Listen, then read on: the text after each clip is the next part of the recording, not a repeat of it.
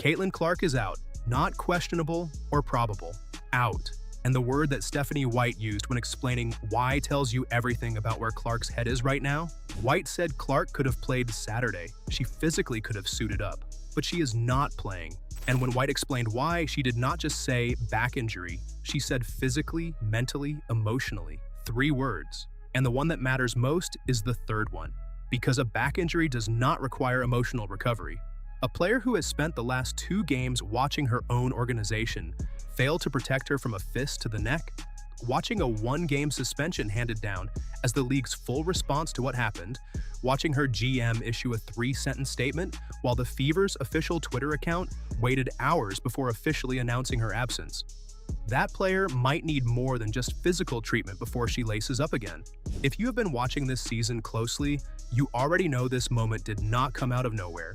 Make sure you subscribe and turn on notifications right now, because what we are about to break down goes much deeper than a back injury.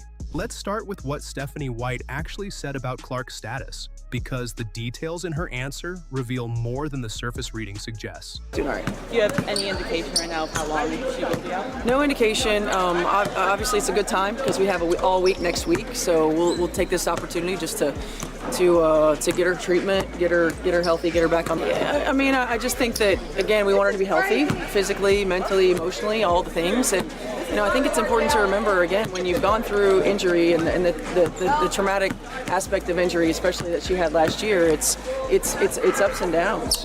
Physically, mentally, emotionally, and making sure that she's 100% ready to go is the most important thing. And her taking care of that is priority for us. She could have played. That is the most important thing White said in that entire availability. Clark is not out because her back physically prevents her from taking the floor Saturday. She is out because she needs to be healthy physically, mentally, and emotionally. And the question every Clark fan is sitting with right now is what happened in the last 72 hours that requires emotional recovery on top of physical treatment. The answer is sitting right there in the footage from Wednesday night. A fist to the neck with no call. A landing space foul that got reviewed and still was not upgraded. 11 fourth-quarter fouls against Indiana to Phoenix's 2. A lost game by 2 points without her franchise player on the floor.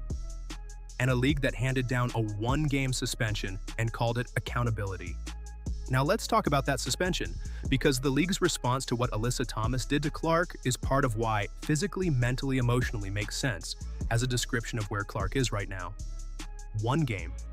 That is what the WNBA decided a fist to the neck of the most watched player in the history of women's basketball is worth. 1 game. White was asked directly whether she thought the suspension was a fair response, and her answer was telling. Absolutely. I mean, I think the biggest thing for me is that we have to see it in real time. I mean, yes, I'm thankful that the league went back and used their ability to go back and to review it, but these are things that we can't miss in real time.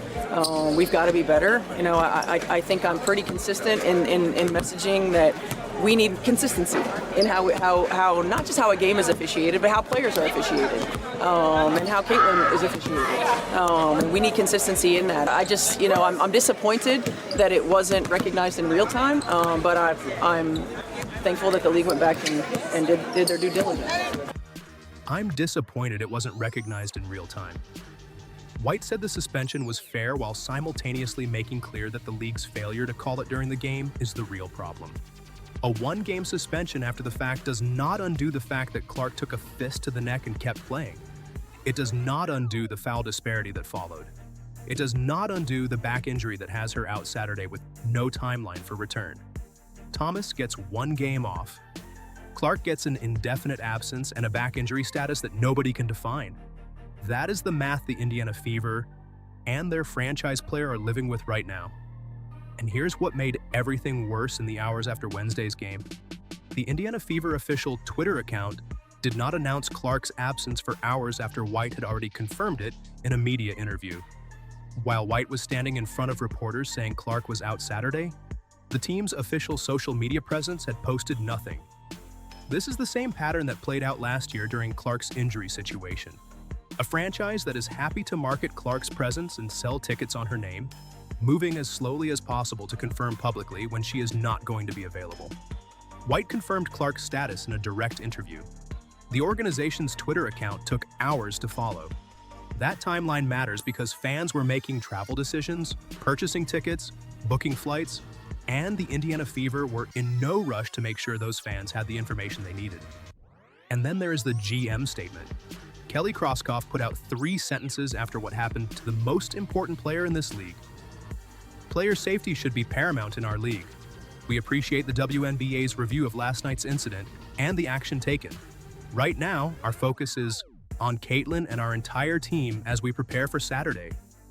That is a franchise statement about a player who absorbed a fist to the neck on camera.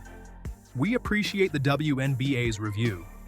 The same organization that spent this entire season failing to challenge foul calls against Clark, failing to address the smear campaign running through their own media connections, failing to publicly defend their franchise player when it mattered. That organization issued 3 sentences and moved on to Saturday's preparation. Now let's hear what White said when she watched the playback herself. I didn't see it in real time, and so when I went back to see it, I was surprised.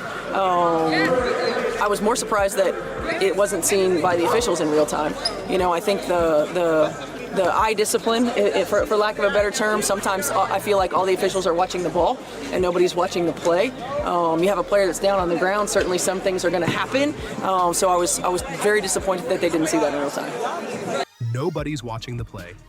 That is White describing an officiating environment where something as visible as a fist to the neck goes uncalled, because every official is tracking the ball instead of watching what happens to the players on the ground. Clark was on the ground. Thomas was standing over her. The ball was nowhere near the play. And somehow, all 3 officials managed to miss it in real time while it was happening on national television in front of thousands of fans who saw it immediately. White said she was surprised when she went back to watch the replay. She was more surprised that the officials who were standing right there missed it entirely. And Clark, who was the person on the receiving end of that fist, is now sitting out Saturday and needs emotional recovery on top of physical treatment before she can return. The mainstream sports world noticed all of it. Stacey Dales went on the Dan Patrick Show and said what happened was absolutely unacceptable and egregious, using the same word White used in her post-game comments. Dales confirmed the landing space foul should have been upgraded to a flagrant one. She confirmed that Thomas gets away with things that other players do not. The Dan Patrick Show. That is how far outside the WNBA bubble this story went. Sports Illustrated called for Thomas's suspension. Barstool Sports called it a brutal cheap shot. And the Indiana Fever issued 3 sentences and posted nothing official about Clark's status for hours.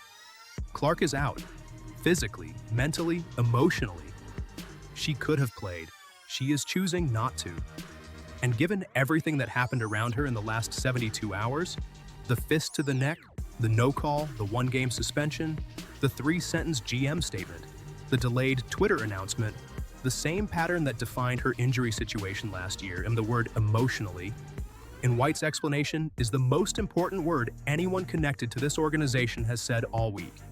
This franchise has spent an entire season failing to protect its most important player on the court and off it. The back injury is real. But the emotional toll of playing for an organization that issues 3 sentences when you absorb a fist to the neck is just as real. And for the first time this season, Clark is not pushing through it. What do you think? Is the Indiana Fever organization failing Caitlin Clark at the most critical moment of the season? Let me know in the comments below. Make sure you subscribe and turn on notifications because we will have the latest updates on Clark's return timeline the moment they come out. We will see you in the next one.